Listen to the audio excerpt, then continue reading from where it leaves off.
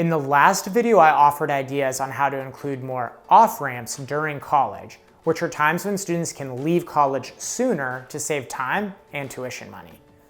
One additional thing I'd like to add to this is that colleges can mix in job-specific certifications that could also serve as off-ramps. Let's use law school as an example. Instead of being a grad degree, I actually think that law school should start in undergrad, which means it would fall under my idea that law classes should start during the second year of college. Following this model, I want law schools to build a paralegal certification into the curriculum that could also serve as an off-ramp. For example, at some point during the second or third year of undergrad law school, students should have received the education, training, and test preparation to achieve a paralegal certification.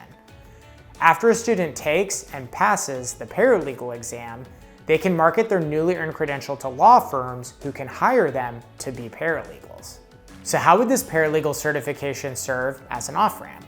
Well, if a student leaves law school after earning the certification, either because they decide they don't want to be a lawyer or for personal reasons, then the student still has earned a recognized credential for a real job that they can use to make money while they figure out their next steps.